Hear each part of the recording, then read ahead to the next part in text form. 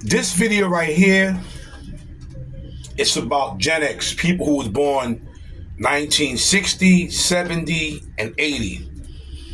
And what type of stuff we had to go through back then. I remember the times when we had no food really to our advantage in the house. You had maybe a can of beans, a can of corn, a thing of rice, maybe some extra what they call it, fat back porks. And your mother said, check this out. Give me that, give me that, give me that. Your mother took all the seasonings, cleaned everything, and made a whole meal for the family. Or times when your mother and father was not home and you was hungry and there was nothing to eat. We made mayonnaise sandwiches. Take a bread, put some mayonnaise, put some pepper, salt. If we had maybe lettuce and tomatoes, right there, we had that to eat. Us going out playing in the fire hydrant back in the days, if you didn't have money to go to the pool, all you did was run across the street if the firehouse was there and ask the fire people, can they put the fire hydrant on for us? Sometimes we did it, but sometimes we went and asked them. They would come, they would have the cap with the holes, and they would drill, and we was out there playing all night until the sun was about to go down and everybody had to go upstairs. Or when you had Caucasian friends and they never had soul food in their life, never had soul food. They came to your house, their parents, wasn't on that bias prejudice stuff and let them spend out of your house. And your mother made fried chicken, cornbread, baked macaroni and cheese, collard greens, and Kool-Aid. Remember, the Kool-Aid was sweet as hell with the lemon and the little ginger ale. Man, that dude came to your house, man, and had soul food. Oh my God, this is soul food. Tore it up, went home, and Ma finally had a taste of soul food. You got to learn how to make that. Gen X's we had it real good. We had problems because a lot of us grew up poor, but when you had good parents, the mother and father was in the house, let me tell you something. My father, he worked himself to death. My father worked like 3 jobs, worked himself to death, and still had time to say, come on, boys. Took us fishing, took us to Seven Lakes. Anybody know what Seven Lakes upstate? Seven Lakes. Took us to Bear Mountain, took us to the baseball game. Now, my father was a hard worker, God rest his soul. Just bust his behind, but took the time to take his sons to go fishing, to take his sons to go to a baseball game, to take his sons into the park to teach his martial arts. And my father was a 5th degree black belt, and my uncle was a grandmaster in judo and Japanese traditional jiu-jitsu, not the Brazilian jiu-jitsu, real Japanese traditional jiu-jitsu. Okay? And remember where they brought the miniature pool to your block. It was made out of the big Benzes, and they brought it to your block, and we went swimming inside the Benzes. Gen X was one of the best times of our lives, man. But our family stuck together. It's not like now where family don't even eat together no more, especially in the Black American. We don't even do that. I remember we used to have the big wheels.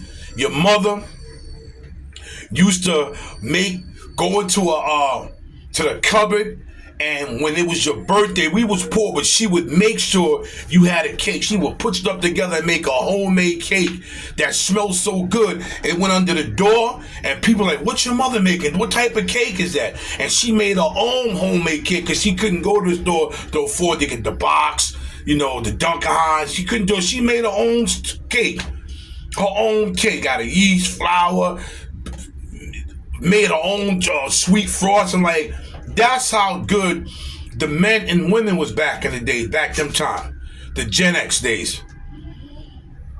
It's sad that it's not happening right now, that the men and women in America are going at it to where men, good men, men who, some of us have no kids like me, have a job like me, because I'm not making six figures and I'm not skinny as hell and I don't look like one of these pretty boys, but I'm a hardworking man that will be next to my woman, or going overseas and be accepted by women. Then they call the women over there uneducated and we're going over there to do this and we're gonna know.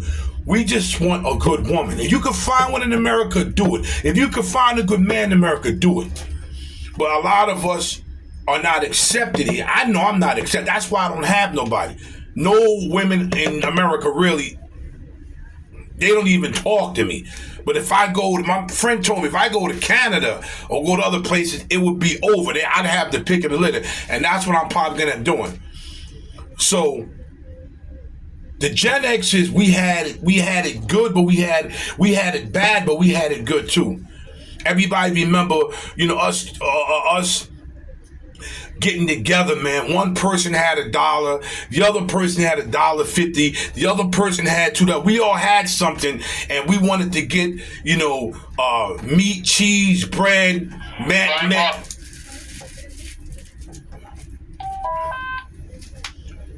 excuse me. Brian Park shop there. There's a Sorry about that. Meat, cheese, bread, mayonnaise, and some Kool-Aid and all that stuff. We all get together and we have like a little picnic, man. We go into the backyard, put it all together, or we'll go to the park and we'll just chill, man.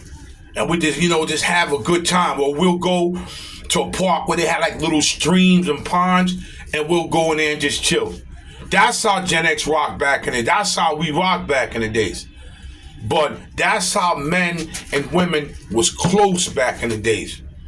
I'm talking about in the black and Latino neighborhood. This is how it was.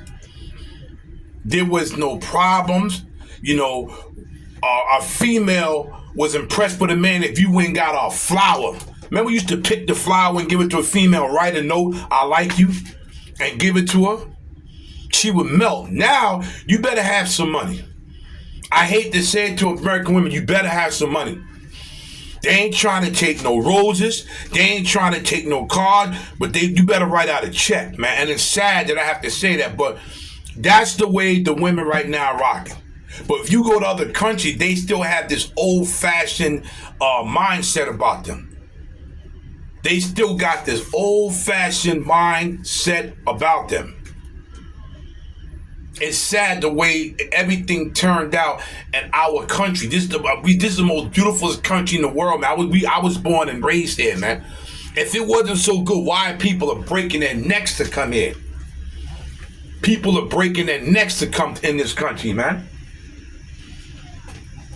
But it's sad that dudes gotta leave here to go to another country to find somebody that doesn't accept them for them. Not because of their looks, not because of money. It's because of you as a person. Because you could be the most beautiful, pretty boy with money in the world and can still be an a-hole.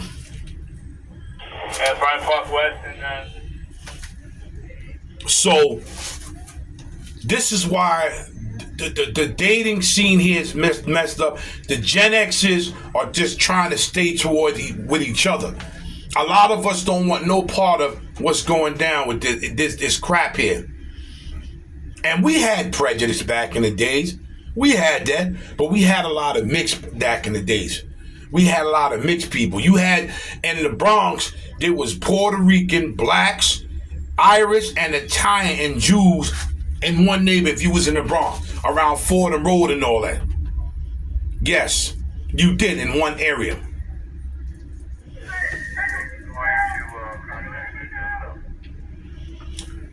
I have to get out of here, but listen to what I'm saying. Salute.